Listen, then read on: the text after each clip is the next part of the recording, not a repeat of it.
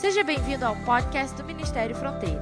A mensagem que você vai ouvir foi pregada pelo pastor Álvaro Cruz na nossa igreja na Barra da Tijuca, no Rio de Janeiro. Nossa oração é para que você seja abençoado por essa palavra. Os rios sempre foram muito importantes na história da humanidade. Todos nós sabemos que grandes cidades surgiram à margem de grandes rios. Quando a gente olha, por exemplo, para a Europa, você vai ver Londres debruçada sobre o Tâmisa. E é tão importante o Tâmisa que os principais monumentos, como o Big Ben, London Eye, estão ali, nas margens do rio Tâmisa. Quando você vai a Paris, você vai ver o rio Sena. E Paris surgiu exatamente ali por causa do rio. Da mesma forma, a Torre Eiffel ou mesmo o Museu do Louvre estão ali debruçados sobre o rio Sena. Aí você pode ir para Roma, você vai encontrar o rio Tigre, você vai para a Alemanha, você vai encontrar o Reno, você vai para a República Tcheca, você vai encontrar o Danúbio, tantos outros rios. Mas aqui no Brasil também não é diferente. A nossa cidade se chama Rio de Janeiro porque os descobridores pensaram que estavam chegando em um rio no mês de janeiro. É por isso que o nome é Rio de Janeiro. E aí depois entendeu-se que não era um rio, mas era assim uma baía. Eles pensavam que estavam na foz de um rio. Quando você vai a Porto Alegre, às margens de um rio, próprio São Paulo, às margens do Tietê, e assim sucessivamente. Por quê? Por que os rios são tão importantes? Por causa do fornecimento de água. Água para se beber, água também para irrigar plantações, água para dar de beber também a criações de animais. Os rios, águas correntes, são fundamentais e sempre foram importantíssimos na história da civilização. Já por outro lado, o deserto vem demonstrar a grande dificuldade e a incapacidade da sustentação de uma vida permanente. Todo mundo sabe que os grandes desertos não são habitados. Durante o dia, temperaturas altas, ou seja, extremo calor. Durante a noite, temperaturas muito baixas, frio, falta de água. No deserto existe a regra, chamada regra dos três. Se por acaso você for soterrado por uma tempestade de areia, você tem 3 minutos para sobreviver sem ar. Debaixo do sol sem proteção, 3 horas de sobrevivência. 3 dias você vai sobreviver sem água alguma e talvez 3 semanas sem alimento algum. A regra dos 3 do deserto, mostrando a dificuldade da vida no deserto. E a Bíblia nos traz também a diferença entre rios e desertos.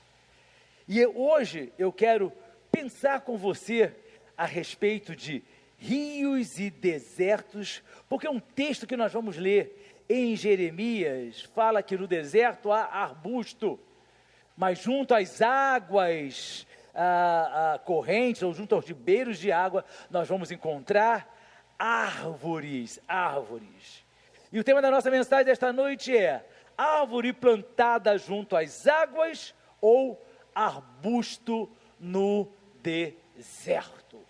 Vamos ler Jeremias 17, versículos de 5 a 8. Assim diz o Senhor: maldito é o homem que confia nos homens, que faz da humanidade mortal a sua força, mas cujo coração se afasta do Senhor. Ele será como um arbusto no deserto. Não verá quando vier algum bem. Habitará nos lugares áridos do deserto, numa terra salgada, onde não vive ninguém. Mas bendito é o homem cuja confiança está no Senhor, cuja confiança nele está. Ele será como uma árvore plantada junto às águas e que estende as suas raízes para o ribeiro. Ela não temerá quando chegar o calor, porque as suas folhas estão sempre verdes. Não ficará ansiosa no ano da seca, nem deixará de dar fruto. A Bíblia mostra que no deserto vai existir arbusto, porque o deserto é árido, terra salgada, onde não vive ninguém. Mas o homem que confia no Senhor é como uma árvore plantada junto às águas, cujas raízes se estendem em direção ao ribeiro, ou seja, ao rio. Não teme quando chega o calor, folhas sempre verdes, não fica ansioso e nem deixa de dar fruto. É claro que Jeremias está apontando para o arbusto, porque o arbusto é o homem que se afasta do Senhor, é o homem que não confia em Deus, é o homem que não vive para Deus, é arbusto no meio do deserto. E ao mesmo tempo ele diz, aquele que teme ao Senhor vai ser como uma árvore de folhas verdes, que não teme sequer o tempo da falta de água, da aridez. Arbusto ou árvore? Árvore ou arbusto? Você já entendeu que essa é uma escolha que nós temos que fazer. E preste atenção, não pense você, porque nós estamos na igreja, todos nós somos árvores. Ledo engano, grande equívoco. Nós precisamos decidir todos os dias o que é que nós queremos ser e aonde nós queremos viver. Salmista escreveu no Salmo 1: como é feliz aquele que não segue o conselho dos ímpios, não imita a conduta dos pecadores, nem se assenta na roda dos zombadores. Ao contrário, sua satisfação está na lei do Senhor, e nessa lei medita dia e noite. É como árvore plantada à beira de águas correntes, dá fruto no tempo certo, suas folhas não murcham, tudo o que ele faz prospera. Não é o caso dos ímpios, são como a palha que o vento leva. Por isso, os ímpios não resistirão no julgamento, nem os pecadores na comunidade dos justos, pois o Senhor aprova o caminho dos justos, mas o caminho dos ímpios leva à destruição. É claro que nesse Salmo 1, que faz a introdução ao livro do Saltério, nós encontramos um paralelo com Jeremias 17, nos capítulos que nós acabamos de ler. Árvore junto ao rio, arbusto no meio do deserto. Qual é a grande lição? Existem dois tipos de pessoas. Novamente a Bíblia nos mostrando, existem dois tipos de pessoa, dois estilos de vida. Um estilo de vida vai levar a uma realização, o outro estilo de vida vai levar à frustração, à destruição. A Bíblia nos ensina sempre o bom caminho, mas também nos mostra o mau caminho. Ela nos ensina o bom caminho, mas ela nos mostra o mau caminho, o caminho que conduz à frustração. Versículo 1 do Salmo: como é feliz aquele que não segue conselho dos ímpios, não imita a conduta dos pecadores, nem se assenta na roda dos zombadores. É muito lindo esse versículo, porque o salmista poderia ter começado dizendo assim: olha, não siga a sugestão daquele que não teme a Deus, não peque e nem fique junto com aqueles que escarnecem do Senhor. Mas ele não faz isso, ele começa a dizer: como é feliz aquele que não segue o conselho dos ímpios, não imita a conduta de pecadores, nem se assenta na roda dos zombadores. Existe uma progressão nesse texto, queridos. A Bíblia sempre nos ensinando, nos mostrando que as coisas na vida espiritual não acontecem de uma hora para outra. As coisas têm uma progressão. A gente começa aceitando Jesus Cristo, a nossa caminhada espiritual. A gente vai lendo a Bíblia, vai entendendo as pregações, o Espírito Santo vai atuando nos nossos corações, e nós vamos permitindo que esse Espírito nos convença do pecado, da justiça e do juízo. Vamos sendo transformados dia após dia, e vamos então buscar a santificação, sem a qual ninguém verá o Senhor, e os nossos hábitos vão sendo mudados, as nossas palavras vão sendo transformadas, as nossas atitudes, valores, comportamentos, o nosso convívio social, tudo vai sendo modificado, porque é uma progressão.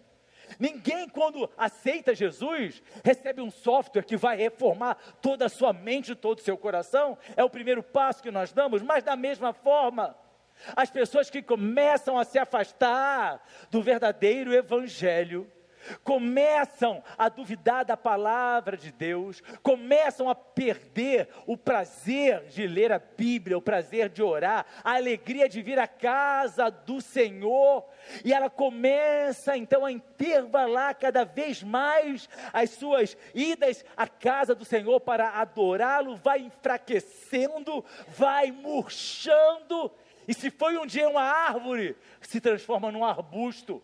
Porque é isso que a Bíblia mostra para mim e para você. O salmista chama atenção para o ímpio, para o pecador e para o escarnecedor. E por que ele faz isso? Para nos alertar. Para nos alertar, queridos, porque nesse versículo primeiro, nós vamos encontrar aqui 3 diferentes tipos de progressões. 3 progressões que estamos sujeitos que aconteçam na nossa vida espiritual, e o pior, muita gente talvez já esteja vivendo esse tipo de progressão. E é por este alerta que nós precisamos estar atentos. Por quê? Porque ninguém anda no caminho dos ímpios por obrigação ou por dever. A gente escolhe. A gente escolhe andar pelo caminho do ímpio. Ninguém nos obriga. Seu pai não obriga você, sua mãe não tem autoridade para isso, sua esposa também não tem, seu marido também não tem, seu filho também não tem. Nós fazemos as nossas escolhas. Na vida, nós fazemos as nossas opções. E a nossa vida espiritual, nós temos que tomar decisões, fazer opções a todo momento, a todo momento. As pessoas às vezes se equivocam achando que, bom, depois que eu aceitei Jesus Cristo na minha vida, como meu Salvador, eu já resolvi tudo na minha vida espiritual. Você colocou o primeiro pé no caminho, por isso que Jesus Cristo disse, eu sou o caminho. E aí nós temos que andar por esse caminho, não se anda por um caminho com um só passo. É uma caminhada cotidiana, a todo momento, dia após dia. Ninguém fica no caminho dos pecadores por dever ou obrigação. Ninguém se senta no banco dos escarnecedores por dever. Nós andamos, ficamos de pé e sentamos porque decidimos, porque escolhemos. E essa escolha é uma escolha consciente. Por quê? Porque nós muitas vezes nos recusamos a mudar a nossa forma de viver, a nossa forma de nos relacionarmos com Deus, a nossa forma de buscarmos a presença dEle. E aí nós vamos nesta progressão. A Bíblia diz para mim, Provérbios 4, 18 e 19, a vereda do justo é como a luz da alvorada, que brilha cada vez mais, até a plena claridade do dia. Mas o caminho dos ímpios é como densas trevas, nem sequer sabem em que tropeçam. Sabe o que é isso, queridos? A gente começa a tirar os nossos olhos de Jesus, da nossa salvação, da palavra de Deus, começamos a direcionar os nossos olhos para as coisas do mundo, para os atrativos do mundo, e afinal de contas, para as preocupações do mundo. Eu sou profissional, afinal de contas eu sou empresário, afinal de contas eu sou um comerciante, eu sou um profissional liberal, eu tenho que me preocupar muito com a minha produção em termos profissionais. E aí a gente vai colocando isso em primeiro lugar e vai dando para Deus o tempo que sobra. Afinal de contas, ao terminar o dia, você está exausto. Não sobra muito tempo para você ler a palavra do Senhor, ou sequer para orar, mas Deus entende, porque você precisa se dedicar àquilo.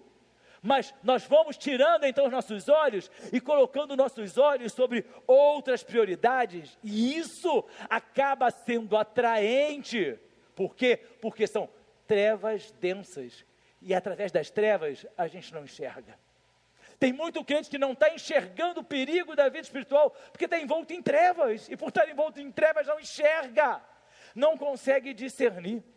Um excelente exercício que é feito, por exemplo, em navios de guerra da marinha de qualquer nação do mundo, é você andar pelo navio sem energia, sem luz alguma, porque no meio de um combate pode ser que isso aconteça, e você vai ter que se deslocar, e os navios são imensos, e você precisa saber onde é que você está, mesmo que não tenha luz. Mas isso, queridos, não acontece com os crentes, porque nós nos recusamos a combater essas trevas tão densas. Por isso que a Bíblia diz, a vereda do justo, ou seja, o caminho do justo, é luz da alvorada. E a luz da alvorada, quando você começa a ver o sol nascer, ele nasce lindo, e aquela luz vai tornando tudo mais claro, e vai ficando mais quente também à medida que ele vai surgindo. E a Bíblia diz assim, que brilha cada vez mais. Eu e você temos que brilhar cada vez mais.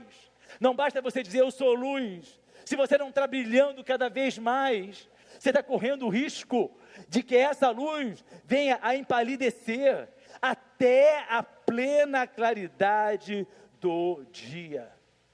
Nós começamos a meditar sobre as coisas do mundo, a pensar como as coisas do mundo são atraentes, a pensar a respeito delas, e é assim que o mundanismo entra na vida do crente. Ele está na igreja, ele se diz crente, mas o mundanismo já ocupou a sua mente e o seu coração. A Bíblia nos alerta para que nós tenhamos cuidado para não amarmos o mundo. 1 João 2,15, não amem o mundo, nem o que nele há. Não ame o mundo, nem o que existe no mundo. Se alguém amar o mundo, o amor do Pai não está nele. Esse é um grito de alerta para as nossas vidas. O Espírito Santo diz, não ame o mundo. E aí talvez você esteja assim, mas eu não amo o mundo, eu só me preocupo com as coisas do cotidiano. E aí vem a argumentação falaciosa, de que você só está fazendo aquilo que é normal, aquilo que você tem que fazer. E tem pessoas que ainda dizem assim, não, porque como crente, então, eu tenho que dar o melhor, eu tenho que ser o exemplo de tudo, eu tenho que ser aquele que mais faz, mais ganha, mais rende, mais compra, eu tenho que ser aquele que mais tem dinheiro, porque eu sou crente. Se você frequenta os bancos seminário, você já conhece essa história da teologia da prosperidade. E aí com esses equívocos, a igreja vai se confundindo, e o corpo de Cristo vai enfraquecendo. O salmista mostra que nós nos afastamos de Deus numa ação progressiva, como eu mencionei. Olha o que ele diz. Como é feliz aquele que não segue conselho dos ímpios. Segue conselho dos ímpios.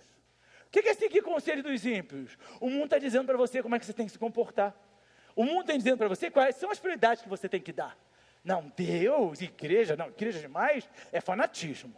Não, virar evangélico, você pode virar qualquer outra coisa, você pode ser macumbeiro, budista, qualquer, mas se virar evangélico, é a tragédia das tragédias. Não pode, por quê? Porque é a verdade.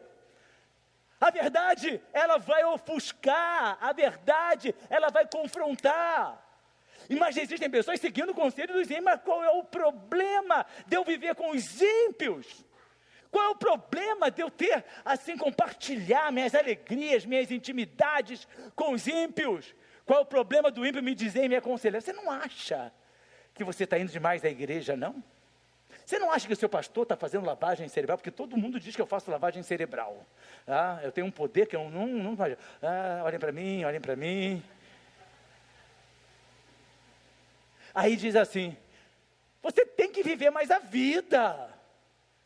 Qual o problemazinho se você for aqui, beber aqui, fizer isso? Qual o problema? Não tem problema nenhum, não, nunca tem problema nenhum. E aí, o cristão que é muito prudente, é verdade.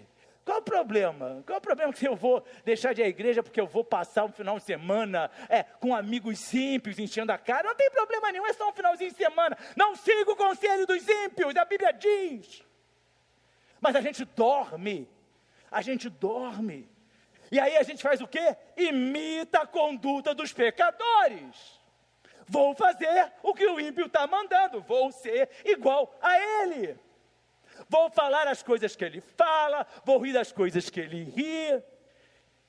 Vou valorizar as coisas que ele valoriza, que o mundo valoriza. Nos tornamos imitadores, imitamos a conduta dos pecadores. E aí então, a Bíblia diz, então queridos, você vai se assentar na roda dos escarnecedores. Se assentar, escolheu o lugar, decidiu ficar, é aqui que eu vou ficar. Quem é escarnecedor? Aquele que zomba da palavra de Deus, aquele que escarnece da verdade que a Bíblia traz, aquele que vai de encontro ao que a Bíblia ensina sobre o nosso procedimento de vida, sobre os nossos verdadeiros valores, aquele que vai querer definhar a respeito da verdade, a respeito do perdão, a respeito do amor, a respeito da integridade. Se assentou na roda dos escarnecedores. Porque é o que o homem ímpio faz. Ele segue, ele imita e ele se assenta. Mas tem uma coisa que o homem ímpio ou a mulher ímpia, mesmo que se dizendo crente, não faz, é seguir o caminho correto. Provérbio 14:12 diz assim: há caminho que parece certo ao homem, mas no final conduz à morte. Eu acho que está certo isso que eu estou fazendo. Eu acho que eu estou certo nas escolhas que eu estou decidindo. Eu acho que eu estou certo neste procedimento. Você pode, aos seus olhos, a Bíblia diz, parece certo para você, mas no final vai conduzir à morte. A morte. A Bíblia diz que eu devo imitar a Cristo e não imitar a conduta dos pecadores. Paulo escreve em 1 Coríntios 11:1, tornem-se meus imitadores, como eu o sou de Cristo. Paulo está, imitem-me, porque eu imito a Cristo. Aos Efésios, ele escreve no capítulo 5, portanto, sejam imitadores de Deus, como filhos amados. Eu gosto muito daquela pergunta. Jesus falaria o que eu estou falando? Jesus estaria conversando com essa pessoa que eu estou conversando? Jesus estaria rindo dessa mesma história que todos nós estamos rindo? Jesus estaria comendo com essas pessoas? Aí você vai dizer, mas ele comeu com publicanos, ele comeu com pecador, ele não se assentou. Ele foi, pregou, evangelizou e foi embora. Vá e não peques mais. Aponte-me na Bíblia, amigos ímpios de Jesus. Amigos que se converteram e se tornaram filhos adotivos de Deus, por intermédio de Jesus Cristo. Quando ele se assentou com pecadores, era para pregar a palavra, não era para compartilhar momentos de sociabilidade, não era para abrir a sua porta para festejar junto. Mas nós escolhemos o caminho que parece bom, mas aí a Bíblia está dizendo, olha, o final não vai ser. O final não vai ser. Imitar. Imitar a gente aprende desde criança. A gente não tem que entender porque está imitando. Tinha uma brincadeira boba que era tudo que seu mestre mandar, faremos todos. E aí fazia qualquer coisa, todo mundo imitava. Ninguém perguntava, por que está fazendo isso? O que é que isso significa? A gente não perguntava. A gente fazia que nem bobo. Né? E quando era nossa vez de ser o mestre, a gente queria fazer mais bobeira ainda para fazer os outros bancarem idiotas. Você vê uma coisa que diverte todo mundo, mas que irrita a pessoa? Quando você está num parque de diversões, aí vem aqueles mímicos querendo imitar Marcel Marceau, né? E você está andando e aquele mímico está atrás, aí todo mundo ri de você. Aí quando você percebe que alguém está te imitando, você fica irritado. Você fica irritado, porque você não está entendendo o que está acontecendo. Sabe o que a Bíblia diz? Eu não tenho que entender, eu tenho que fazer. Eu não tenho que entender, eu tenho que ser. Eu não preciso que Deus se justifique comigo. Eu preciso obedecer a palavra dEle. E tem muita gente dizendo, não obedeço porque eu não entendo. A Bíblia não está mandando você ser alguém que compreenda. A Bíblia fala, imite.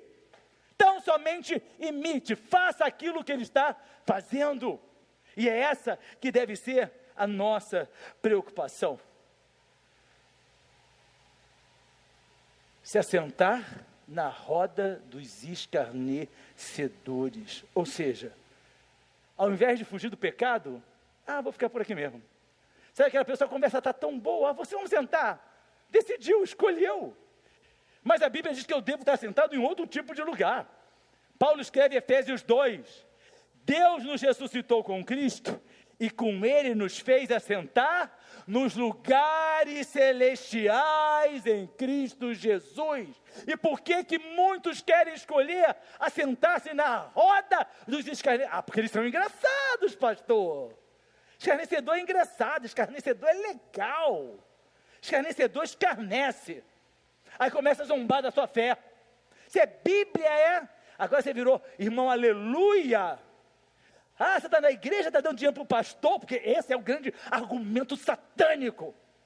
É impressionante isso. O povo quer votar, vocês sabem em quem? Que levou o dinheiro da nação. Mas é o pastor que vai, para quem vai receber o dinheiro, que vai todo mundo trazer. Mas não é assim. Experimenta dizer para o seu familiar que é você evangélico agora. Que a primeira, o quê? Você está levando dinheiro para o pastor? Mas enquanto eles levam dinheiro para bebida, para cartomante, para trabalhos de feitiçaria, não tem problema. O problema é adorar a Deus com os nossos recursos financeiros. E olha que tem crente que nem adora. Acreditem, tem crente que não dizima, tem crente que não oferta, e ainda acha que vai ser abençoado. Não vai. Porque não segue aquilo que a Bíblia determina que nós façamos. Existe uma progressão do estado moral do homem diante de Deus. O salmista no versículo 1 nos chama assim, olha, conselho de ímpio. Ímpio. Ímpio é aquele que não tem Deus. Tem pessoas que dizem, eu conheço Jesus. Jesus não é para ser conhecido somente. Jesus é para ser colocado na nossa vida como o único e suficiente Salvador, Filho de Deus, aquele que se entregou para pagar os nossos pecados. Ímpio é aquele que não tem Deus. Não imita a conduta dos pecadores. Pecador é aquele que ama o pecado. Tem crentes que amam o pecado. Tem crentes que amam o pecado. Peca, se arrepende, peca, e é sempre mesmo. Peca, se arrepende, peca, se arrepende, peca, se arrepende. Não abandonou. Se não abandonou é porque não houve arrependimento. E aí depois ele não se assenta na roda dos zombadores, aquele que é insolente, arrogante, que zomba de Deus. É uma degradação visível. Visível. Conselho dos ímpios, conduta de pecadores, roda de zombadores. Vai progredindo. Quando é crente, vai regredindo, se afastando cada vez mais de Deus. Mas a Bíblia nos mostra também a progressão do envolvimento do ímpio com as coisas do mundo. Primeira coisa que a Bíblia fala, o salmista escreve é a seguinte: seguir o conselho dos ímpios. Ímpio adora dar conselho. Ímpio adora. Vai falar com o ímpio que você está com um problema no seu casamento. Pega outra, deixa tua mulher para lá, tem tanta mulher aí fora. Vai se divertir, vai encher a cara. Vai falar você com a sua amiguinha, namora outro cara, que é isso, vai, pelo menos para você anuviar, tem tanto aplicativo aí que você pode entrar. Vai a garotada falar para o amigo, não fez sexo ainda não, cara, um monte de garota aí, um monte de cara aí, menininhas. Que isso, está guardando isso para quê? É o conselho dos ímpios. Conselho é algo que quer influenciar você. Mas olha o que a Bíblia fala para mim. 1 Coríntios 15:33. Não se deixe enganar. Más companhias corrompem bons costumes. É certo, a Bíblia não está levantando uma hipótese. Você anda com o ímpio, vai corromper a sua fé. Ah, não, mas a minha fé, ela é inalterada, ela é fortalecida em Deus. O seu discurso é lindo, mas a Bíblia diz o seguinte: está com más companhias, homens e mulheres que não temem a Deus, homens e mulheres que não creem em Deus, na palavra dele, vai corromper. Que bons costumes! A sua fé vai corromper a sua vida espiritual, vai corromper a sua alegria no Senhor, o seu gozo da salvação. É óbvio que vai. Mais companhias não é aquele que... o que é um marginal? Isso é uma má companhia. Bom, depende, né? A Bíblia mostra que lá no Gólgota teve um marginal e reconheceu em Jesus Cristo o Filho de Deus. E o próprio Jesus disse para ele: olha, ainda hoje tu estarás comigo no paraíso. A gente não vê como más companhias aquelas pessoas com quem nós queremos andar. Aquelas pessoas com quem nós elegemos para o nosso círculo social. E aí a gente não quer abrir mão. Mas a Bíblia diz: são más companhias, vão corromper. E olha só, queridos, quando você pega um acidente geográfico de um desmoronamento, é uma poeirinha que caiu num dia, outra. Já ouviu falar em erosão? Vocês já estudaram isso na escola da tia Maricota. A erosão, tem erosão pelo vento, a eólica, a erosão pelo mar, a erosão pela chuva. Vai erodindo, um grãozinho aqui, outro grãozinho, até que um dia, pum, desaba tudo. Desaba tudo. Nessa progressão, depois do conselho, vem o caminho dos pecadores, atitudes e ações. Deuteronômio 5, 32, 33. Por isso, tenham o cuidado de fazer tudo o que o Senhor, o seu Deus, ordenou a vocês. Não se desviem, nem para a direita, nem para a esquerda. Andem sempre pelo caminho que o Senhor, o seu Deus, ordenou a vocês, para que tenham vida, tudo vá bem com vocês, seus dias se prolonguem na terra da qual tomarão posse. Não se desvia, queridos, nem um pouquinho para a direita, nem um pouquinho para a esquerda. Não é aceitável diante de Deus. Ele está falando assim: ande sempre pelo caminho que o Senhor ordenou a você. Siga a palavra de Deus. Se a palavra de Deus diz não faça, não faça. Se é errado, é errado. Não me importa se você concorda ou não. Deus não está perguntando isso. Em nenhum momento da Bíblia você vai encontrar: você concorda aqui com aquilo que eu, Deus, estou falando? Ele não pergunta. Ele é Deus, Ele é soberano, Ele é Senhor sobre todas as coisas. Nós, na nossa insignificância, é que queremos questionar aquilo que Deus determinou para nós. Salmista, no versículo 6 do Salmo 1, diz assim: o Senhor aprova o caminho dos justos, caminho dos ímpios vai levar à perdição. Então por que eu quero andar com ímpio? Me leva para a perdição, me leva para a destruição. Caminho dos ímpios leva para a destruição, não leva para coisa boa. Por que nós insistimos? Por que nós escolhemos? Mas o caminho dos justos, este é aprovado por Deus. Nós escolhemos nessa progressão. Salmo 119: afasta os pés de todo caminho mau, para obedecer a tua palavra. Quem dera que essa fosse a realidade. Quem dera. É muito lindo a gente dizer isso quando lê. Afasta os pés de todo caminho mau. Não. Sabe, obedecer é muito difícil. Obedecer é muito complexo. Não, eu não vou afastar meus pés assim, não. Mas aí você está lendo a palavra do Senhor e diz assim: eu afasto os pés de todo caminho mau, todo e qualquer. Para quê? Para obedecer a palavra, para ser imitador de Jesus Cristo. E aí, no final dessa progressão, aí veio a intimidade, veio a comunhão com o ímpio, a roda dos zombadores. 2 Coríntios 6.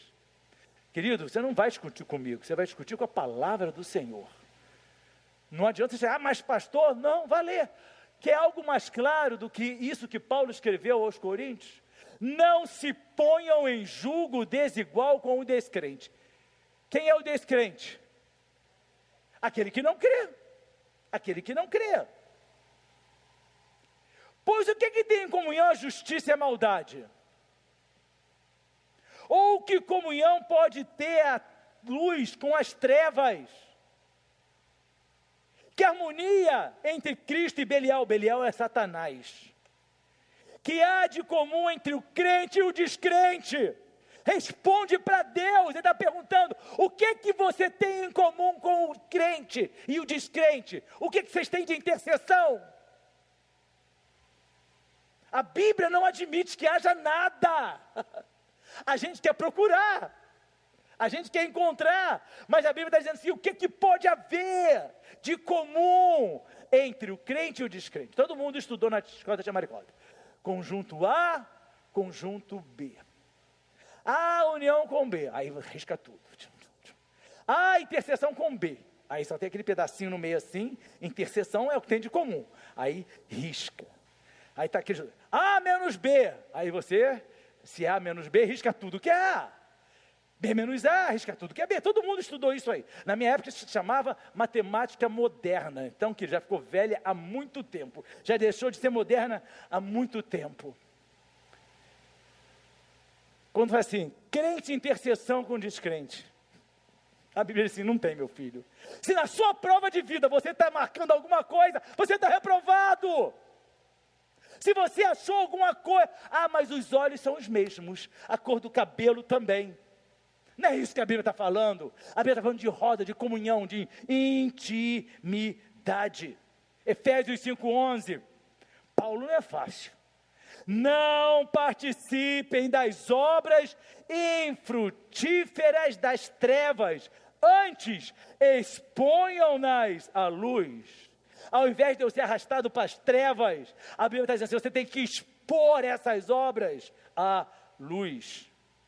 Perceba que aquele que segue os conselhos se encontra também no caminho errado, e quando menos percebe, está participando da roda daqueles que desprezam a Deus. Mas olha, destino dos ímpios não é coisa boa não.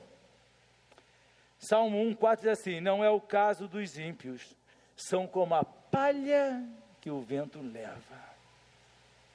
Se eu sou um homem que teme a Deus, você é uma mulher que teme a Deus, você é árvore, e a Bíblia faz questão de dizer assim: plantada, enraizada.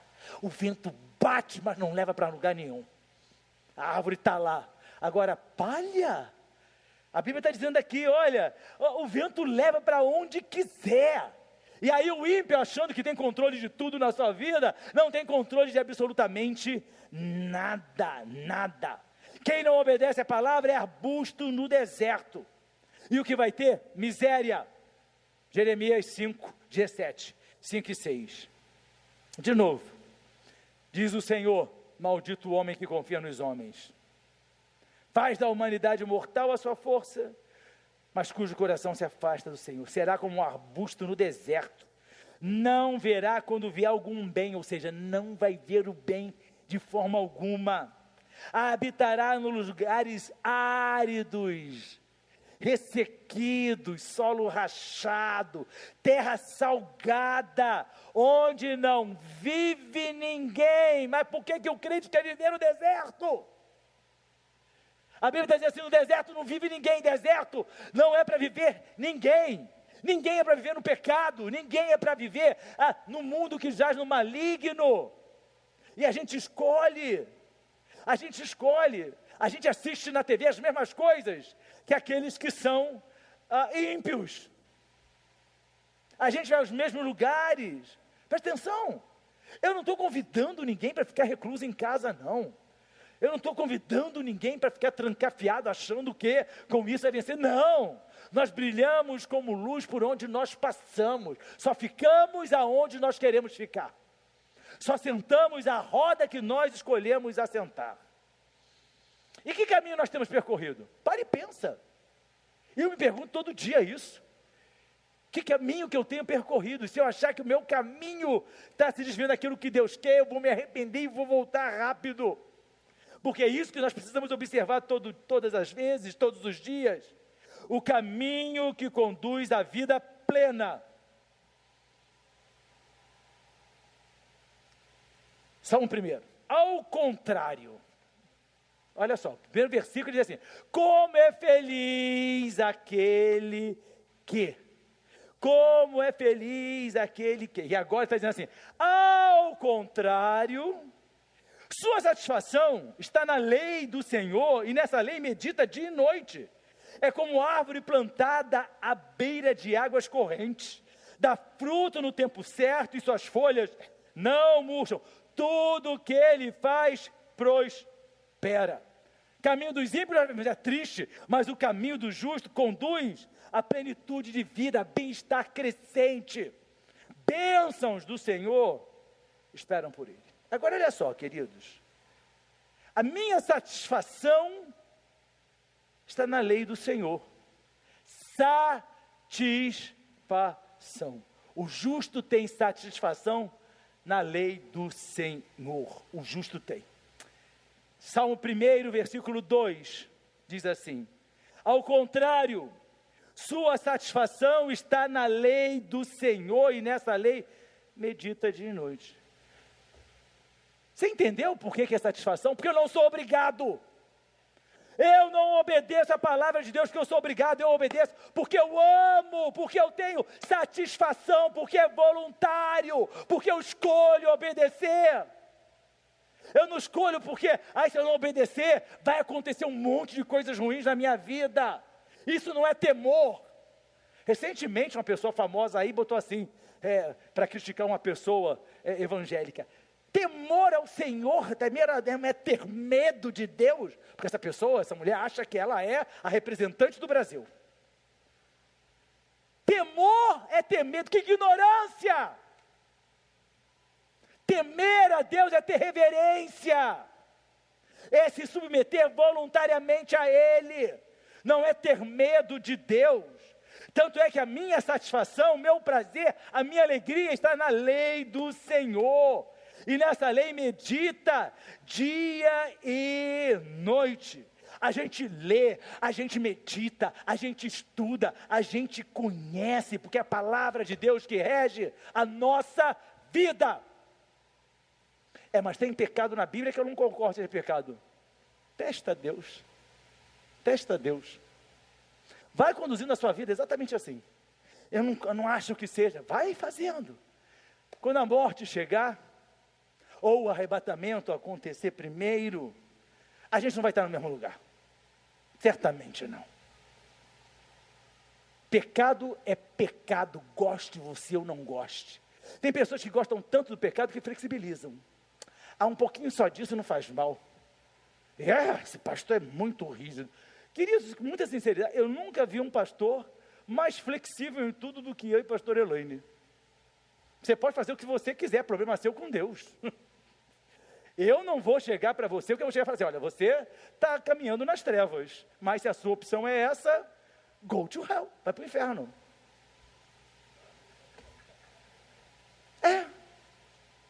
Nunca cheguei aqui, tem que me obedecer.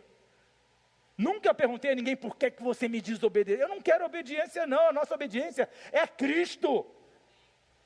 A nossa obediência é a Deus, a nossa obediência é a palavra do Senhor. A Bíblia diz assim: olha, eu tenho satisfação na lei. Você tem satisfação na lei do Senhor? Você tem satisfação na Bíblia? Mesmo quando você abre a Bíblia, ela mostra a você que você está errado.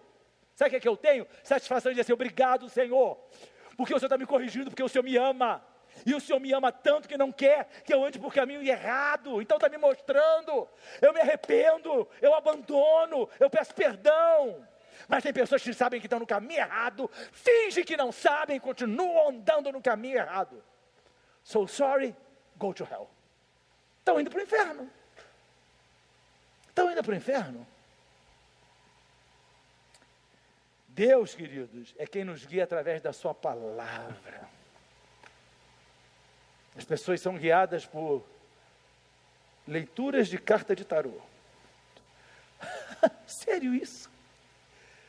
Cartas de tarô que vão... As pessoas são guiadas por jogos de búzios, patinhas de caranguejo.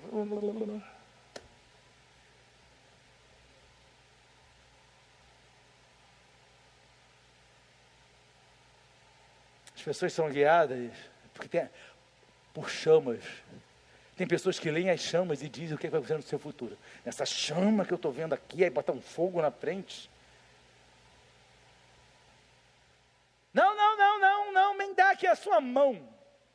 E as pessoas param e pagam. Olha, aqui você está tendo uma linha. Ai, meu Deus, é mesmo? É porque a sua linha do amor, é não sei do que, a sua linha da vida.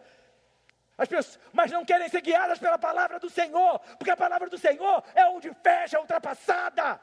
Mas é a verdade. Satanás vai gritar nos ouvidos do mundo, mas o Espírito Santo vai continuar dizendo: é a verdade, é a palavra de Deus. É bonito isso, porque o salmista não diz que eu tenho o dever de obediência. Ele diz assim: eu tenho a satisfação na lei do Senhor.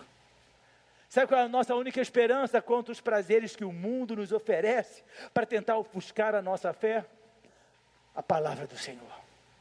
Quanto mais você tira os olhos do mundo, e eu coloco os meus olhos juntamente com você, quanto mais nós colocamos os nossos olhos na palavra de Deus, menos o mundo nos parece atraente, menos o mundo nos parece bom. Porque nós estamos olhando para a palavra, e quando nós olhamos para a palavra, vai despertar em nós esse desejo da satisfação de observar a lei, de vivê-la. Quem não lê a Bíblia não pode encontrar satisfação nela, não pode, é claro que não. E o salmista diz assim: mas eu medito nesta dia e noite. Meu prazer pela palavra vai ser despertado à medida que eu leio, que eu medito nela. Josué 1,8 diz assim: não deixe de falar as palavras deste livro da lei, e de meditar nelas de dia e de noite, para que você cumpra fielmente tudo que nele está escrito. Só então os seus caminhos prosperarão, e você será bem-sucedido. Meu Deus, a Bíblia grita para mim: você quer ser próspero, você quer ter um caminho, uma vida bem sucedida? Não estou falando de dinheiro, estou falando de vida realmente bem sucedida, estou falando realmente de vida próspera. A Bíblia diz assim: olha, se você meditar na palavra do Senhor e cumpri-la, aí você vai ser próspero, aí você vai experimentar o que é realmente a verdadeira vida na essência. Salmo 119, meditarei nos teus preceitos, darei atenção às tuas veredas, tenho prazer nos teus decretos, não me esqueço da tua palavra. A palavra meditação se deteriorou, porque meditação, todo mundo sentar em posição de lótus. Eu não vou sentar aqui porque senão eu corro isso me levantar.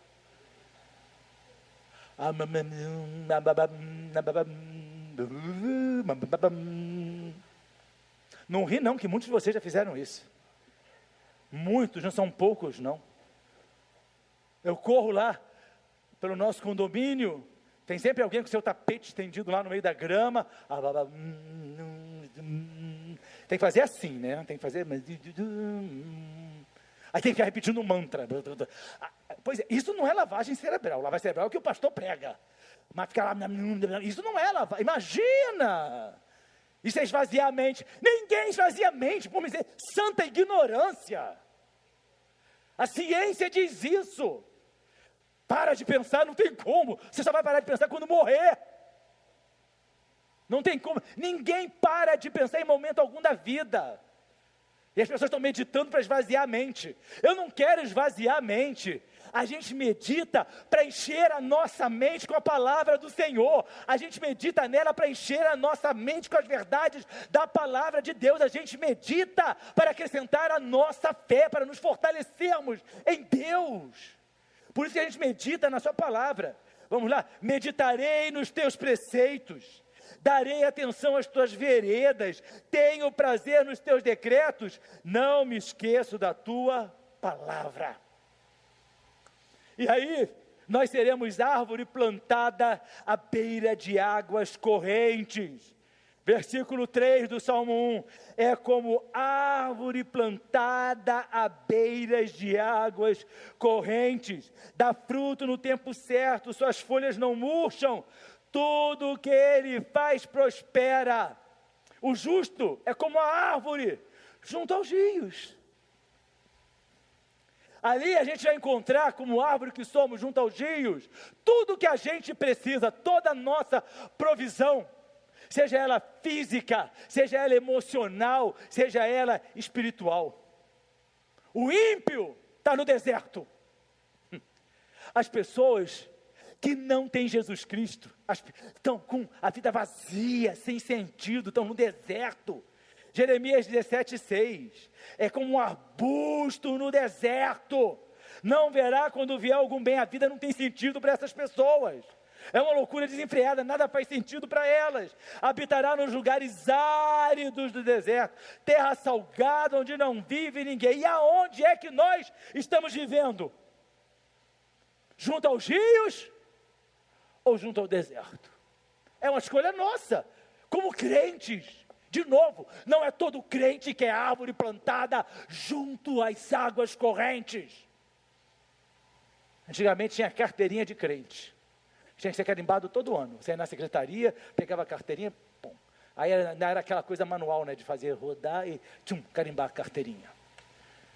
Tinha sua foto, tinha seu nome, casado, data de nascimento, membro desde não sei quando, e aí carimbava. E como a Eliana lembrou aqui, não sei se foi no último domingo, para você cear, você tinha que mostrar na entrada a sua carteira de membro. Não entrava qualquer um, não.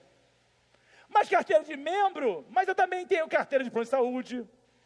Tem gente que tem carteira de curso, tem carteira de time de futebol. Não significa nada. Se você me der, eu tenho até um cartão do Vasco. Pastor, torce pelo Vasco, querida, é mise-en-scène. Eu tenho que ser algum time, senão as pessoas vão ficar me enchendo da paciência. Você vai ser Flamengo, você vai ser Fluminense, Botafogo nunca. Marcelo, pode falar para ele não está aqui, mas pode falar para ele. Se você qual é a escalação do Vasco, eu não sei. Quem é o técnico do Vasco, eu não me interessa. São Januário ainda é sede, eu acho que deve ser. Nem sei. Mas essas carteirinhas não resolvem absolutamente nada. Absolutamente nada. Dizer que é crente não significa nada. Dizer que é evangélico não significa nada. Absolutamente nada.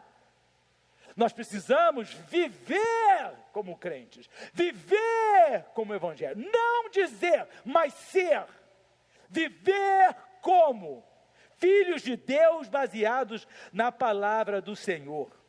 Provérbios 4 nos diz assim: meu filho, escute o que lhe digo, preste atenção às minhas palavras. Deus é muito bom, olha só como carinho que Deus fala com a gente. Meu filho, escute, por favor, escute, preste atenção às minhas palavras, nunca as perca de vista, guarde-as no fundo do coração, pois são vida para quem as encontra e saúde para todo o seu ser. Guarde as palavras no fundo do coração, não perca de vista. E aí ele fala, preste atenção, escute. Por quê? Porque são vida. Palavra do Senhor é vida. Palavra do Senhor traz vida. Quanto mais você lê a palavra de Deus, mais saúde você tem. Saúde física, saúde emocional. Se eu ler a palavra, eu não vou ficar doente? Vai, porque todos nós estamos sujeitos. Ainda mais nesse mundo que toda hora tem uma virose, toda hora está todo mundo, agora estou com a virose e tal, daqui a pouco o próximo da fila. Mas Ele é o médico dos médicos, é o Senhor dos senhores, é aquele que tem poder para curar, tem promessas na nossa vida e vai cumpri-las na medida em que nós estivermos na presença dEle. Nós precisamos ter anseio por essa palavra, anseio pelas águas. Tem pessoas que assim, vão viajar daqui a 3 meses, você já fez a mala? Já fiz a mala, já botei tudo na mala. Mas você só viaja daqui a 3 meses. Não, pastor, eu durmo e acordo, estou pensando nessa viagem. Não brinca não, recentemente uma pessoa falou isso para mim. Eu ainda brinquei com aquela pessoa, faltou 2 meses para a sua viagem. Você já fez a mala? Claro que já, pastor. Já fiz a mala, já botei, já etiquetei, já tudo lá reservado já. Aí ela dorme e acorda só pensando na coisa. Está ansiosa pela viagem. Sabe o que a Bíblia diz para mim? Salmo 42, como a corça anseia por águas correntes, a minha alma anseia por ti, ó Deus. Você anseia por Deus? Da mesma forma que anseia pela viagem? Você anseia por Deus? Da mesma forma que as pessoas anseiam às vezes por uma celebração? Ai, estou muito ansioso, não vejo a hora de chegar aquilo. Essa nossa ansiedade tem que estar em Deus. A corça, queridos, ela busca água. Da mesma forma que nós precisamos buscar a Deus. Corça carro busca oficina, mas a corça que a Bíblia fala busca pelas águas. Se você tem um Corsa, so sorry, mas não devia ter. Dando o fruto no tempo certo para que eu possa terminar no tempo certo. Dá fruto no tempo certo e suas folhas não murcham. Queridos, olha só, você é um justo, fica calmo em Deus, no tempo certo você vai dar fruto. Aquilo que Deus prometeu para você vai chegar na sua mão. Aquilo que a promessa de Deus vai acontecer, porque você tem permanecido fiel a Ele. Os obstáculos podem surgir, as pessoas podem querer negar, eles podem querer obstacular, mas a Bíblia diz, vai dar o fruto no tempo certo. Não tem como impedir a árvore de dar fruto, porque a Bíblia diz, vai dar, e as folhas não vão murchar. O crente, aquele que é justo no Senhor, é estável. Não é uma montanha-russa. Tem tanto crente vivendo na instabilidade. Ora está bem com Deus, ora está longe de Deus. Ora está alegre com a igreja, ora não estou aguentando a igreja. Ora está elogiando a igreja, ora está falando mal da igreja. Ora está amando o pastor, ora está não suportando o pastor. Ora está feliz em casa, ora não suporta olhar para a cara do marido. Ora quer trabalhar até de madrugada, ora não quer ir para o trabalho. A Bíblia não mostra isso para mim não, queridos. A Bíblia diz assim, olha, tem tempo certo. Ou seja, há uma estabilidade. Eu vou esperar aquele tempo certo e vai acontecer. Eu não tenho por que andar desequilibrado. Assim é aquele que é justo. O estável não sabe se vai dar fruto. Ai, será que isso vai dar fruto? Plantei, mas se vier um bicho e comer. E aí eu não botei pesticida, inseticida. Mas se chover demais e alagar. Não, a Bíblia diz assim, vai dar fruto. Ponto. Não tem como impedir, aconteça o que acontecer. A Bíblia diz, o justo dá fruto no tempo certo. As folhas não murcham. Por que crente é murcho? Ah, queridos, se tem uma coisa que eu não venho, pastor, estou sofrendo. Tem gente que tem complexo de vítima. Desculpa, mas tem mesmo. Não basta dizer, ao invés de dizer, pastor, estou sofrendo. Tem que mostrar. Fulano, você está bem? Não. Eu preciso que as pessoas tenham pena de mim. Sofro muito. A vida não vale a pena. Ah, Senhor. Ainda tem a teologia do que? Você foi chamado por Deus para sofrer. Eu? Que sofrimento tem na vida eterna no céu? A Bíblia diz que não tem lágrima, não tem dor. Se eu sou chamado para viver eternamente nesse lugar, como não há outro lugar. Olhos não viram, ouvidos não ouviram, nem nunca penetrou no coração do homem. Eu fui chamado para sofrer, eu fui chamado para ser vitorioso, para ter uma vida plena em Deus, vida em abundância, para ser abatido, mas não ser derrotado. Nós... Não estou dizendo que você tem que esconder o que você está sentindo, não, queridos. Mas o que tem de crer, ai, se eu pudesse, ainda fala assim, estou orando para Deus me levar amanhã. Essa vida não tem sentido. Eu não tenho mesmo, mas eu quero viver todos os dias que Deus me der. Estou orando para Deus me levar. É que você já sabe que eu não sou Deus. Quem não sabe, você está sabendo agora. Ah, não quer viver não, filhinho? Dá um pulinho ali na varanda que eu vou jogar uma pedra em cima de você. Isso é pedido de suicídio. É crente querendo se matar. Só não me mata porque eu vou para o inferno. E quem pede para morrer? E aí? Está dizendo para Deus que Deus está te dando demais, que você não está aguentando. Olha como nós somos ignorantes na palavra do Senhor, achando que estamos fazendo coisas certas. Queridos, Deus não deseja nada de coisas murchas para os seus filhos. Isaías 40, 29 e 31. Fortalece o cansado, dá vigor ao que está sem força. Os jovens se cansam, ficam exaustos, os moços tropeçam e caem. Aqueles que esperam no Senhor renovam suas forças, voam alto como águias, correm e não ficam exaustos, andam e não se cansam. Essa é a alegria do Senhor. O justo tem prosperidade. Tudo que ele faz, prospera. A Bíblia está dizendo isso. Tudo, ainda bota um ponto de exclamação. Bota lá para mim, por favor, Salmo 1, versículo 3. Ó, tudo que ele faz, prospera. Ponto de exclamação. Não é ponto para, é ponto de exclamação. Tudo que o justo faz, prospera. Não prospera pela metade, não existirá que vai prosperar. E não existe, a Bíblia fala, vai prosperar. Sua casa vai ser abençoada, vai haver paz dentro da sua casa, vai haver alegria na sua vida. Você pode até ser abatido, como está escrito nos Romanos, mas você não vai ser derrotado, porque tudo prospera. Quero terminar com o exemplo de um homem que prosperava em tudo. José, Gênesis 39. O Senhor estava com José, de modo que este prosperou e passou a morar na casa do seu senhor egípcio. Ele era escravo, e a Bíblia está dizendo, e ele prosperou. Quando este percebeu que o Senhor estava com ele, que o fazia prosperar em tudo que José fazia, prosperava tudo, e ele não tinha um grande cargo, ele era escravo, não dependia do dinheiro, da importância social, e ele era próspero.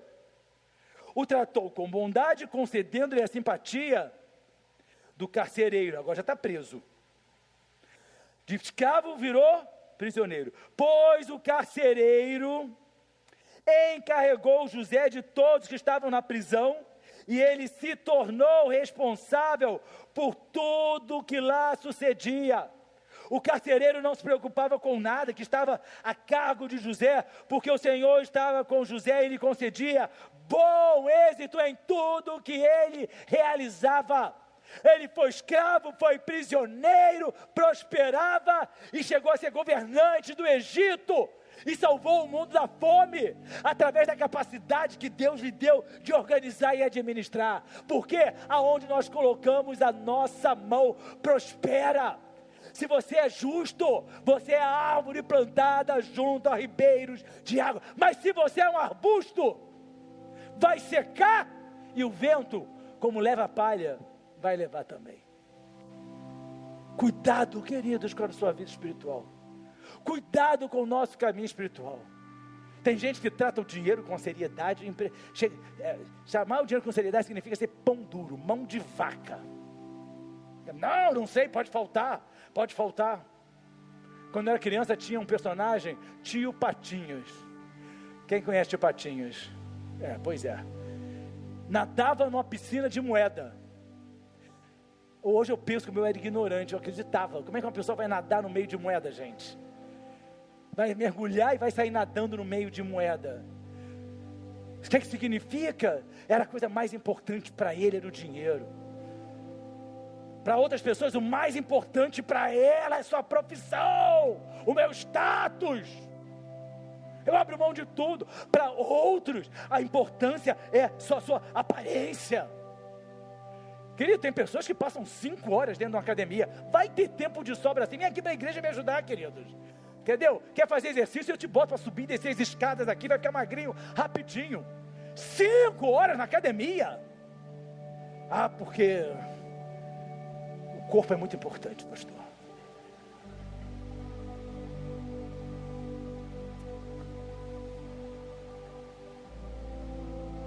árvore plantada junto ao ribeiro de água. É isso que Deus quer para mim, é isso que Deus quer para você. Diga não ao deserto. Diga não a tudo aquilo que afasta você de Deus. Tenha uma vida plena, íntegra. Uma vida que agrada ao Senhor. Viva a sua vida comum. Viva, trabalhe, passeie. Mas viva sempre com Deus sendo a prioridade de todas as coisas. Porque nós somos árvores plantadas junto a ribeiros de água. E as águas que vêm do trono do Senhor sobre as nossas vidas. Amém. Se você quiser saber mais sobre nós, visite nosso site ministeriofronteira.com. Nos encontre nas redes sociais ou faça parte dos nossos cultos, todas as quintas e domingos. Que Deus te abençoe.